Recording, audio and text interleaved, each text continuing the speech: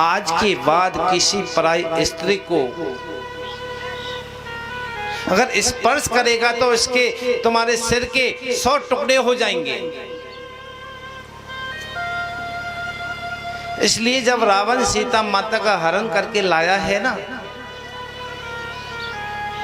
पत्नी के रूप में, पराई स्त्री के रूप में हरण करके नहीं लाया, अपनी माता समझ करके सीता का हरण करके लाया था। कल समय बहुत कम था इसलिए नहीं सुना पाए।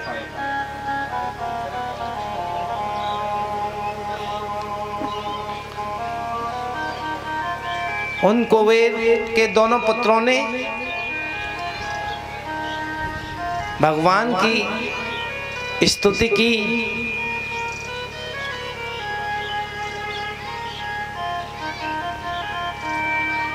एक दिन नंद बाबा ने कहा सभी ब्रजवासियों से, तब जब से हम गोकुल में रहने लगे हैं तभी से हमारे लाला के ऊपर कोई ना कोई संकट आ जा रहा है। कभी कोई राक्षस आ जाता है, और आज न जाने देखो कितने वर्ष पुराने 2 वृक्ष थे, ये टूट करके गिर पड़े। अब हमको नहीं रहना। नंद बाबा के छोटे भाई घनानंद, उन्होंने कहा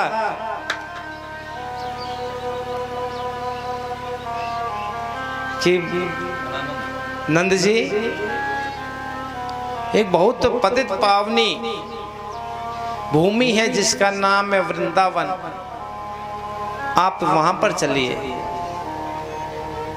गोविंद की खुशी के लिए नंद बाबा अपना सर्वस्व गोकुल में से छोड़कर वृंदावन चले गए। ब्रजवासी भी सभी नंद बाबा के साथ चले गए। कंस को विदित हो गया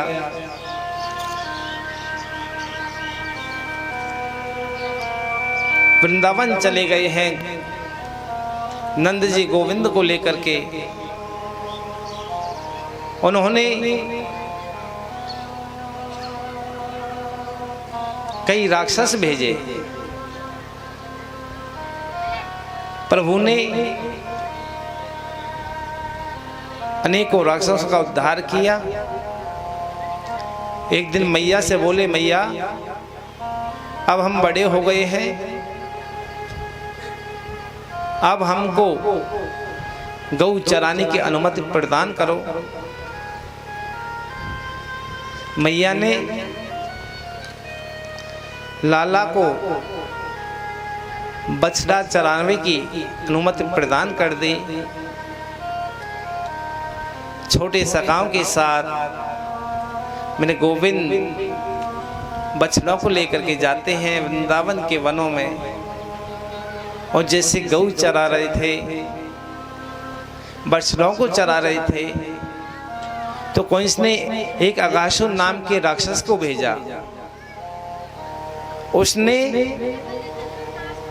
वृंदावन में आकर के अपने मुख को एक गुफा के समान खोल लिया, और जैसे ही अपने मुख को खोला, ग्वाल वाल आगे चल रहे हैं, बछड़े बीच में, गोविंद पीछे चल रहे हैं। एक सखा कहवे लगो, भैया यू सामने इतनी बड़ी गुफा दिख है, यू क्या है सके। दूसरा सखा कहवे लगो, देख भैया हमने अपनी दादी से कहानी में सुना था कि गुफा में बड़े बड़े साधु महात्मा रहते हैं, चलो दर्शन करके आते हैं। सभी ग्वाल वाल उस अगासुर के मुख में प्रवेश करने लगे, और जैसे ही अगासुर के मुख में प्रवेश किया तो एक सखा कहता है, भैया जो मोह गुफा ना दिख है, क्योंकि जब सर्प का आकार होता है, उसने मुंह खोल करके रखा। अगासुर ने अपना अजगर के रूप में मुंह खोल करके रखा था, जीव को बाहर पृथ्वी पर स्थापित कर दिया। एक सखा बोलो मोह कस गड़बड़ दिखे हमें, दूसरो सखा कहने लगो गड़बड़ कछु भी ना है। जो बढ़िया गुफा हो ना, वहाँ में साधु महात्मा पहले गद्दा बिछा दें दरवाजे पर, जो कोई दर्शन करने के आवे ना आराम से आ जाए। एक प्रश्न करता है, एक अपनी बुद्धि अनुसार जवाब देता है। अगासुर ने देखा ग्वाल वाल आ गए मेरे मुख में, बछड़े भी आ गए मेरे मुख में, लेकिन जिसको मैं मारने के लिए आया हूँ वो नहीं आया है। भगवान ने बहुत आवाज लगाई, ग्वाल वालों को नहीं सुनाई पड़ी। और जैसे मेरे गोविंद ने अगासुर के मुख में प्रवेश किया तो अगासुर ने जो अजगर का रूप धारण किया था वो बंद कर लिया मुंह, और जैसे अपने शरीर को हिलाने लगे, ग्वाल वाल बछड़े सब अचेत अवस्था में हो गए। मेरे गोविंद ने अपना शरीर फुलाना आरंभ किया और अगासुर का उद्धार कर दिया। सुखदेव जी कहते हैं, राजन आज अगासुर का उद्धार किया गोविंद ने। 1 साल बाद ग्वाल वालों ने मैया यशोदा से कहा कि मैया तेरे लाला ने अगासुर को मार दिया। परीक्षित कहते हैं, राजन परीक्षित ने पूछा, गुरुदेव गोविंद ने अगासुर को 1 वर्ष पहले मार दिया, ग्वाल वालों ने 1 वर्ष बाद क्यों कहा? मेरे गोविंद कहीं चले गए थे क्या ग्वाल वालों को लेकर के? सुखदेव जी कहते हैं, राजन जैसे अगासुर का उद्धार किया, अगासुर के उद्धार के बाद मेरे गोविंद ने अमृतमयी मुरली का निनाद किया, मुरली को बजाया, और जैसे मुरली को बजाया तो सभी ग्वाल वाल जीवित हो गए जो अचेत अवस्था में थे, और बछड़े थे वो सब अचेत अवस्था में थे जो जीवित हो गए, चेत में आ गए, उनका उत्थान हो गया। उन्होंने सबने देखा कि हम सोकर के जगे हैं, तो एक दूसरे की तरफ देखने लगे, कहने लगे अब बड़ी जोर से भूख लग रही है। सभी ग्वाल वाल जो उनके पास में प्रसाद था, किसी के पास में दाल चूरमा, किसी के पास में रोटी, सभी गोविंद को खिलाने लगे। गोविंद ने कहा कि आज मैं मधुमंगल के घर का भोजन पाऊंगा। मधुमंगल बहुत गरीब था, घर में खाने के लिए कुछ भी नहीं था। जैसे ही गोविंद ने कहा मधुमंगल के घर का भोजन पाऊंगा, मधुमंगल प्रसन्न हो गया, दौड़ा दौड़ा अपनी माँ के पास में गया और माँ से कहने लगा कि मैया आज गोविंद ने ग्वाल मंडली में मेरा सम्मान किया है। उन्होंने कहा है कि आज मैं प्रसाद पाऊंगा तो मधुमंगल के घर का प्रसाद पाऊंगा। उस समय मधुमंगल की माता श्री भजन में बैठी हुई थी। माँ ने कहा बेटा तुझे पता तो है इतनी गरीबी है घर में, लेकिन हमारे खाने के लिए कुछ भी नहीं है। देख लो कुछ मटकी में पड़ा हो तो मटकी को जैसे खोल करके देखा, मधुमंगल ने 3 दिन पहले की कढ़ी रखी थी, बहुत खट्टी हो गई। उस कढ़ी को लेकर के, मटकी को लेकर के मधुमंगल जा रहा है। रास्ते में विचार आया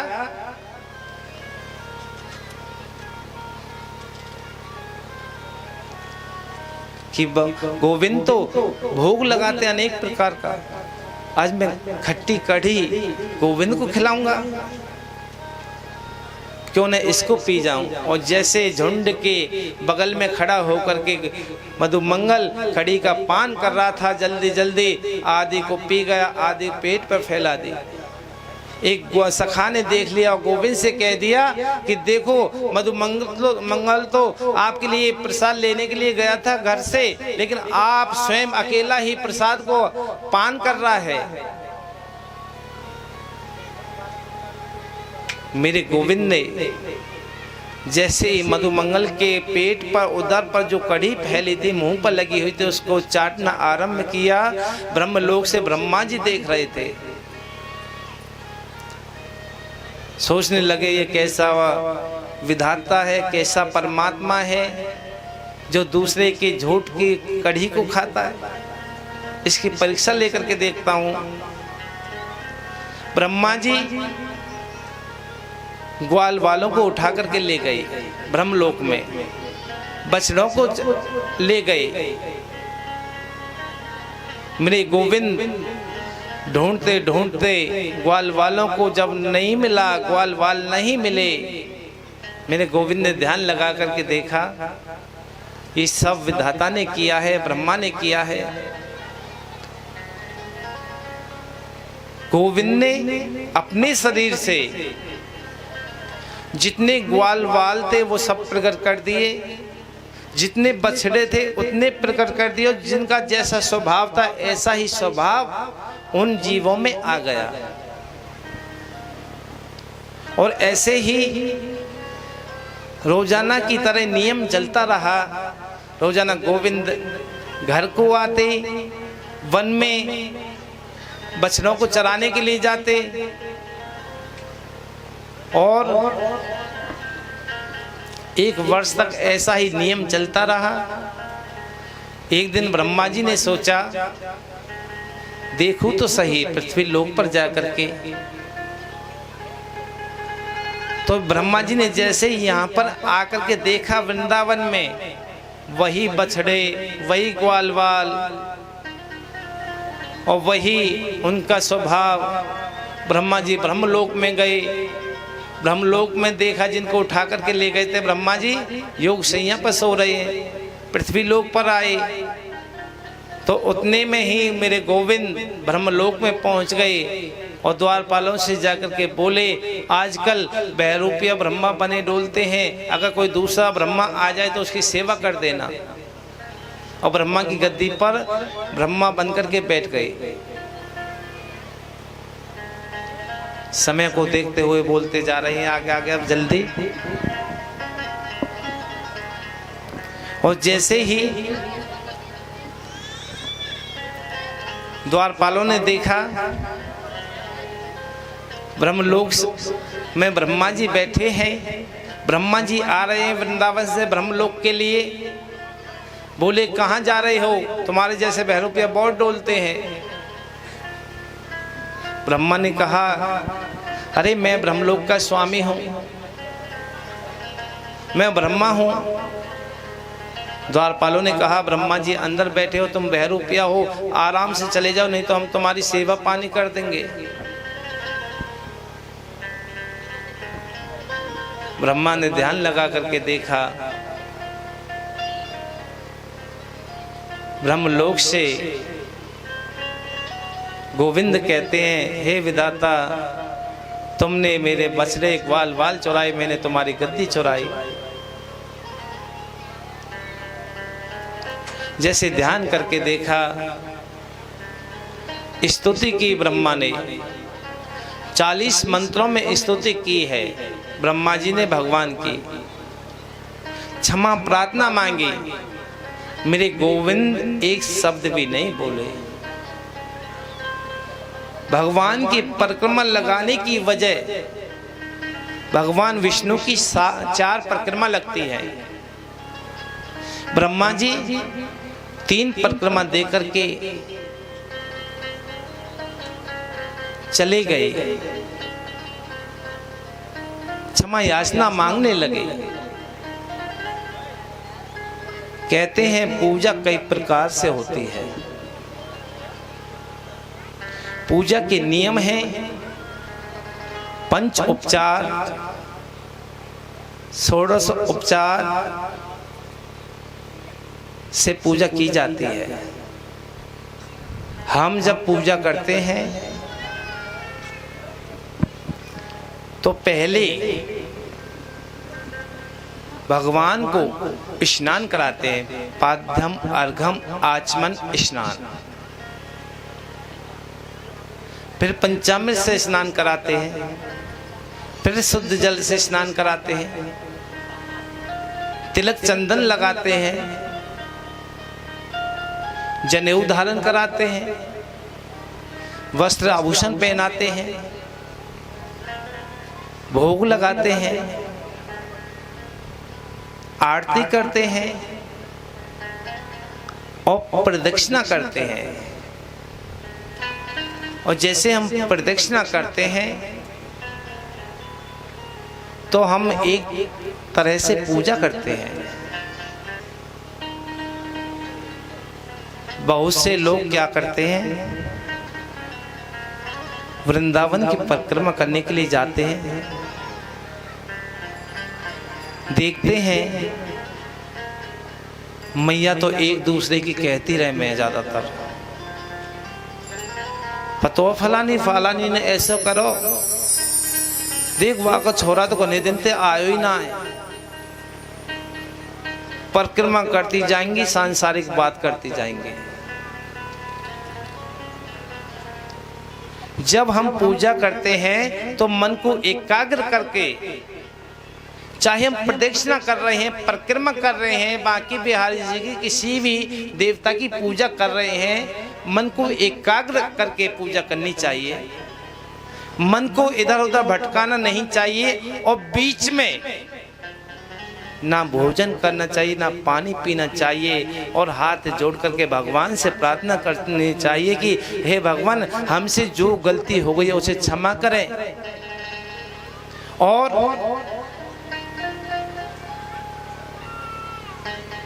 भगवान के नाम का जप करना चाहिए। बहुत से पूजन करते हैं, प्रदक्षिणा करते हैं, बीच में रेस्ट लेते हैं, चलो पैरों की वजह से कोई बात ना, सत्ता लें,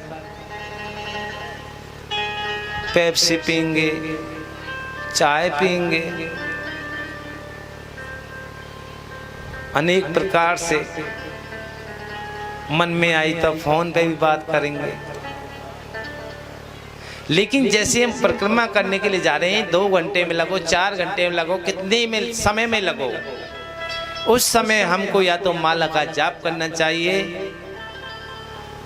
गोविंद का स्मरण करना चाहिए। और जो माता बहन भागवत की परिक्रमा करती हैं, गिनती करने के लिए गिन करके लाते हैं, किसी दिन टॉपी लाती है, किसी दिन चनौरी लाती है, किसी दिन बतासे लाती हैं। जब ये रखती है ना, मैं पूछूं एक बात, गिनती करके रखती है तो कुछ बोलती है क्या? चनौरी गेरिया चलती गई, चनौरी गेरिया चलती गई। जैसे ही परिक्रमा करती हैं, चनौरी को रखती हैं तो ओम नमो भगवते वासुदेवाय का जाप करना चाहिए, जो 1000 गुना फल देता है।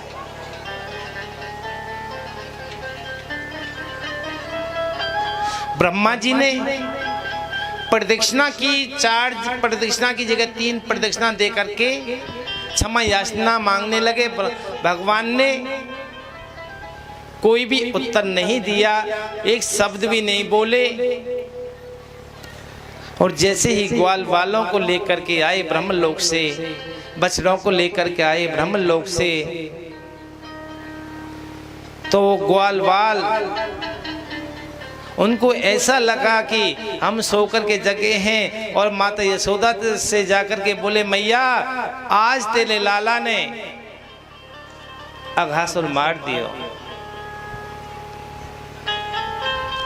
मेरे गोविंद गौ चराने गए। एक दिन गौ चराते चराते काली दह पर पहुंच गई और काली दह पर एक गौ माता पानी पीने के लिए चली गई और जैसे जल का पान किया गौ माता ने, काली दह में काली नाग ने इतना विष घोल दिया कि वो गौ माता का वध हो गया, गौ माता मर गई। मेरे गोविंद को बहुत दुख हुआ। एक दिन ग्वाल वालों से बोले, सखाओ आज हम गौ चराने के लिए नहीं जाएंगे, आज हम खेल खेलेंगे। एक सखा बोलो, क्या खेल खेलोगे, कहाँ चलोगे? गोविंद कहने लगे, काली दह पर खेलेंगे खेल। एक सखा कहने लगा, तो गेंद मेरे पास है। और गोविंद ने कहा कि गेंद को खेल रचाएंगे। सभी सखाओं को लेकर के मेरे गोविंद काली दह पर चले गए और खेल खेलने लगे। जय जय श्री राधे श्याम। पेन ले जाओ जी ना। वैसे बाबा का बहुत बड़ा आशीर्वाद है। एक दिन सायंकाल हो गया, हमको घूमने के लिए गए थे हम दर्शन करने के लिए। उस बगीची का अब पूरा नक्शा बदल चुका। मैं बहुत दिन पहले आया था जब ना दीवार थी, लड्डू गोपाल जी थे, हनुमान जी की मूर्ति थी, बहुत ज़्यादा धूल जमी हुई थी। और अब तो मैं बाहर से देख के आया, लेकिन सायंकाल हो गई थी, जल्दी फ़ोन आ गया था, अंदर नहीं दर्शन करने के लिए नहीं जा पाए। बहुत बदलाव हो गया।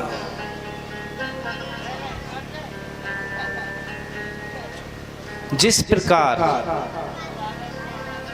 ग्राम बस्ती इस भागवत ज्ञान यज्ञ में सहयोग कर रही है, ऐसे ही बाबा का सहयोग करना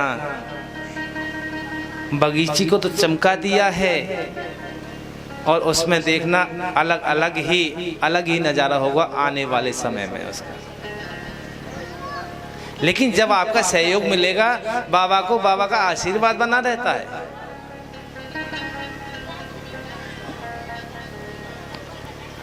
सुखदेव जी कहते हैं, राजन मेरे गोविंद काली दह में कूद पड़े, काली नाग से युद्ध हुआ। काली नाग ने कहा, मैं कहाँ रहूं भगवान, मुझे गरुड़ सताता है। भगवान ने कहा, रमन द्वीप में गरुड़ का वास नहीं होगा, तुम वहां पर जाकर के रहिए।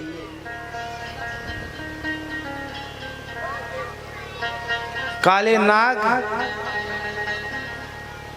ये कद्रू का पुत्र है। कश्यप की 13 पत्नियां थी और विनीता के पुत्र हुए गरुड़ और अरुण, और कद्रू के पुत्र हुए नाग, सर्प। एक बार कद्रू और विनीता आपस में बातचीत कर रही थी कि आपस में कहने लगी कि सूर्य भगवान के जो रथ है उसमें कैसे घोड़े लगे, लाल रंग के या श्वेत वर्ण के,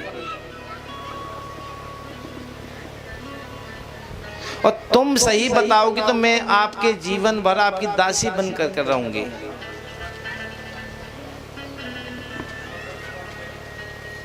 तो विनीता ने कहा कि लाल वर्ण के हैं,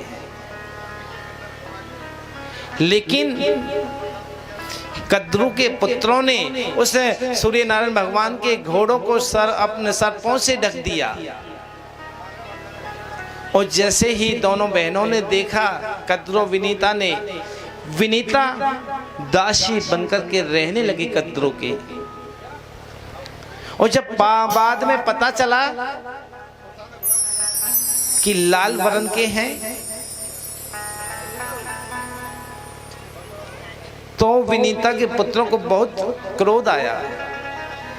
उसी समय से विनीता के पुत्र कद्रों के पुत्रों से द्वेष करने लगे। और जैसे ही रमन द्वीप में गया काले नाग काली देह में यमुना का जल आया, पवित्र हो गई। सुखदेव जी कहते हैं राजन, कंस ने एक राक्षस को भेजा जिसका नाम है प्रलंबासुर। भगवान ने उसका उद्धार किया, धेनुकासुर का उद्धार किया। एक दिन भगवान ने देखा कि ब्रज की गोपी यमुना में स्नान करने के लिए जाती हैं और स्नान करने पर निर्वस्त्र होकर के गंगा में स्नान करती, यमुना में स्नान करती हैं। गोविंद ने कहा, गोपियों, निर्वस्त्र होकर स्नान करने से दो प्रकार का पाप लगता है, एक लौकिक अपराध, एक धार्मिक अपराध होता है। ये दो प्रकार के पाप लगते हैं। धार्मिक अपराध वो है कि जो जल का देवता है, वरुण है, हम निर्वस्त्र होकर के स्नान करते तो वरुण का अपराध करते हैं, पाप करते हैं। लौकिक अपराध वो है, मानो आप स्नान कर रहे हो वस्त्रों को निर्वस्त्र होकर के, और कोई आपके वस्त्रों को लेकर के चला जाए। गोपियों को समझाया भगवान ने गोपियों के चीर चुराए। गोपी कहते हैं जीव और कृष्ण कहते हैं ईश्वर को, वस्त्र कहते हैं अविद्या को। अविद्या रूपी वस्त्रों में ज्ञान भरकर भगवान ने जीव को प्रदान कर दिया। ये शिक्षा प्रदान करती है हमको चीर हरण की लीला। सुखदेव जी कहते हैं राजन, एक दिन मैया यशोदा मुंह पर पट्टी बांध करके अनेक प्रकार के पकवान बना रही थे। मेरे गोविंद आए द्वार पर, बोले मैया क्या बना रही हो? मैया रसोई में से कहने लगी, लाला दूर रही हो, अंदर मत आइयो, पूजा के ताई पकवान बन रहो है। कन्हैया कहने लगे, मैया मोकू या पकवान में से एक पकौड़ी दे दे। मैया बोली, लाला जब तक पूजा ना होगी तब तक एक पकौड़ी भी ना मिलेगी, और डांट दिया। मेरे गोविंद रोते रोते नंद बाबा के पास में पहुंचे। नंद बाबा सामग्री मिला रहे हैं और बाबा से कहने लगे, बाबा तुम किसकी पूजा की तैयारी कर रहे हो? मैया ने मोकू एक पकौड़ी ना दी, मैंने एक पकौड़ी मांगी।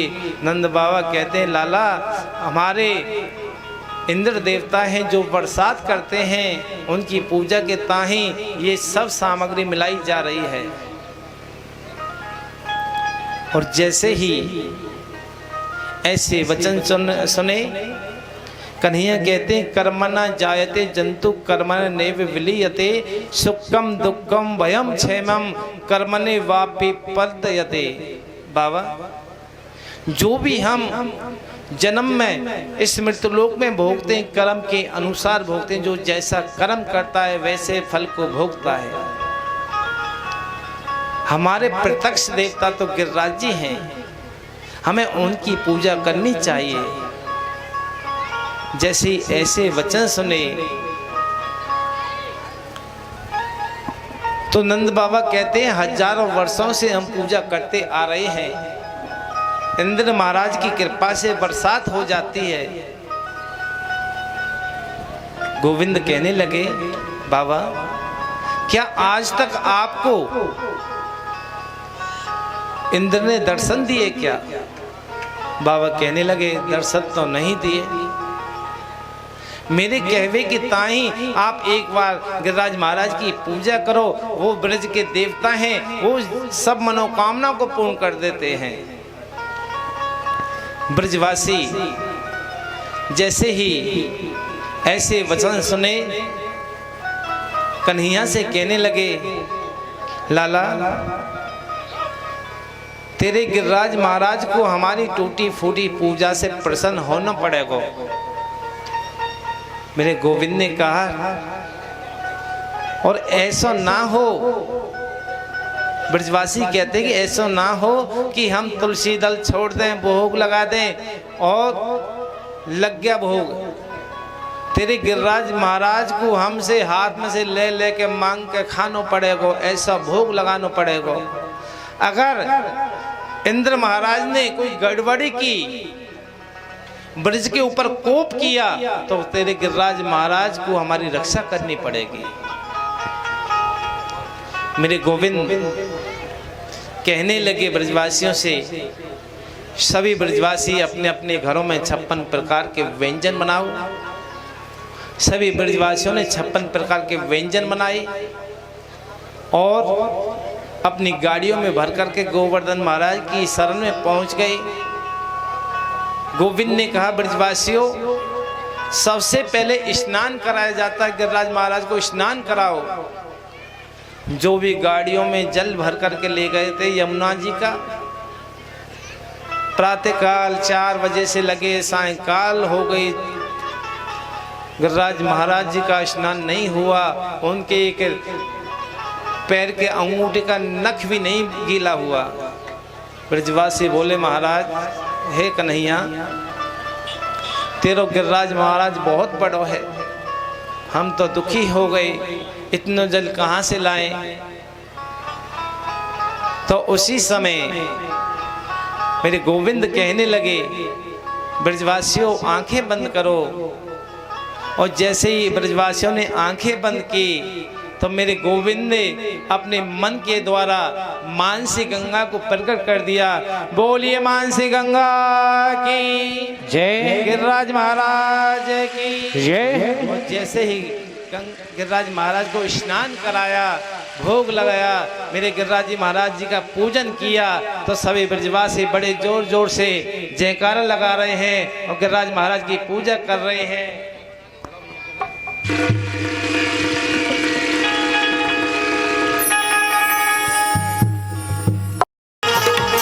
मैं तो गोवर्धन दूत जाऊं मेरे वीर नाय माने, मैं तो गोवर्धन के जाऊं मेरे वीर अरे नाय माने मेरो मनवा सखीरी, नाय माने मेरो मनवा सखीरी, नाय माने मेरो मनवा। ओ मैं तो गोवर्धन को जाऊं मेरे वीर, नाय माने मेरो मनवा।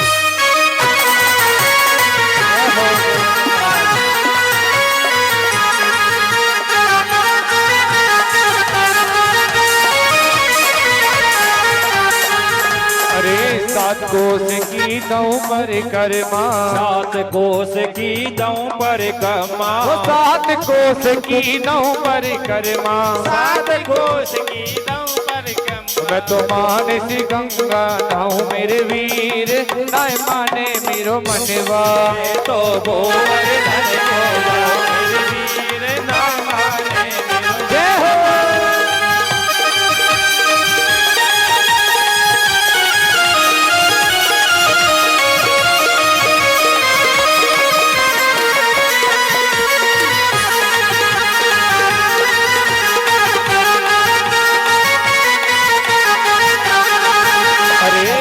शेर की करो कढ़ाई, सात शेर की करो कढ़ाई, सात शेर की करो कढ़ाई, सात शेर की करो कढ़ाई। तो पंडित नोट जिमाऊं मेरे वीर नाय माने मेरो मनवा।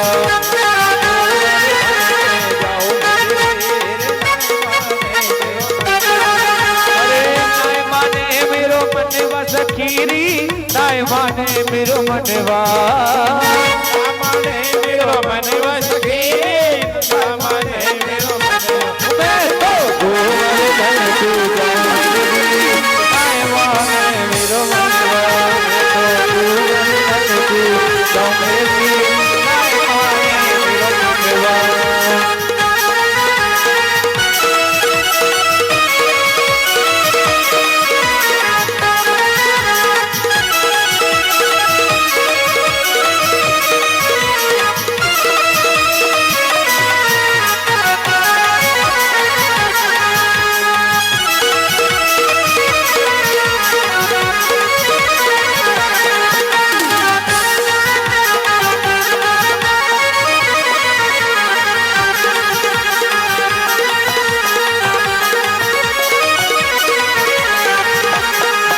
श्री गोवर्धन महाराज, महाराज तेरे माथे मुकुट विराज रहो।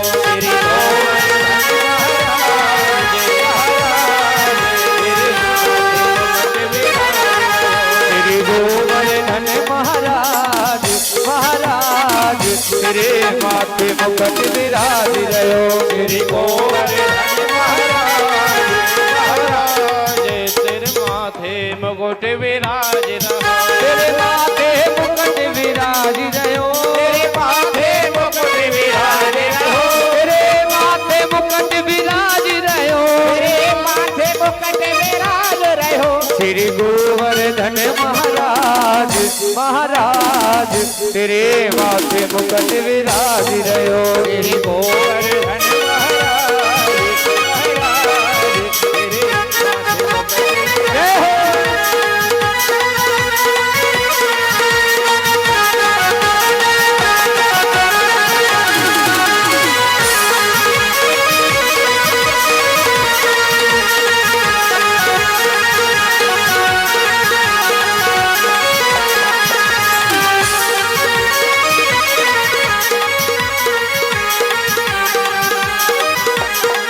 तेरे कानों में कुंडल सारी रहे, कानों में कुंडल सारे रहे, तेरे कानों में कुंडल सारी रहे, कानों में कुंडल सारे रहे, तेरे कानों में कुंडल सारी रहे, तेरे कानों में कुंडल सारे रहे। तेरी थोड़ी में हीरा लाल, ओ लाल मेरे माथे मुकुट विराज रहो। श्री गोवर्धन महाराज, महाराज तेरे माथे मुकुट विराज। श्री गोवर्धन महाराज, महाराज तेरे माथे मुकुट विराज रहो।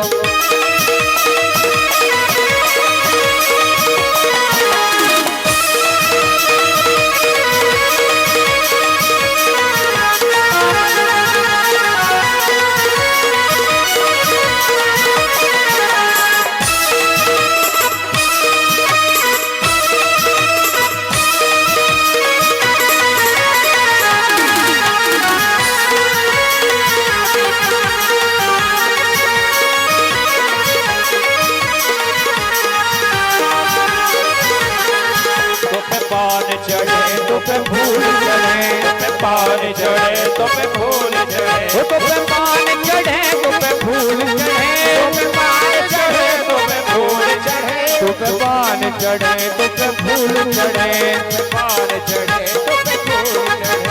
और चढ़े दूध की धार, ओ धार तेरे हाथ मुकुट विराज रहो। श्री गोवर्धन महाराज,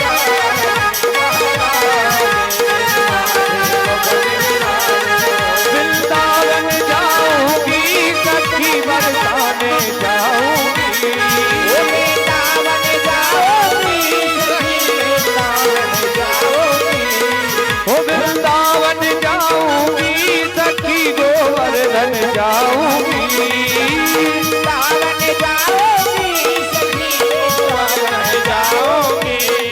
मेरे उठे मेरे उठे मेरे उठे बिरह की पीर कटी वृंदावन जाऊंगी, मेरे उठे बिरह की पीर कटी वृंदावन जाऊंगी।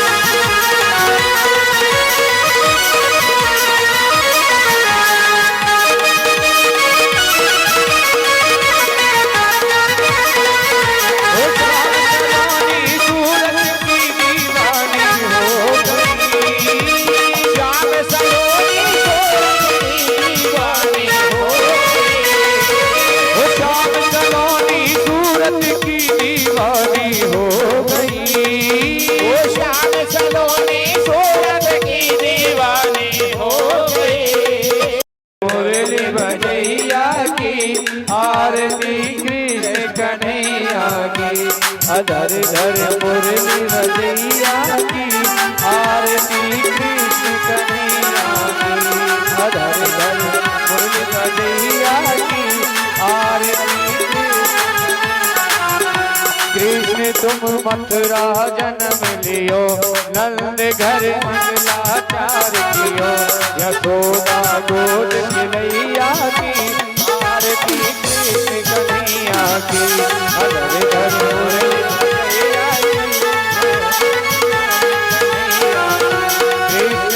यशोदा के छैया श्याम बल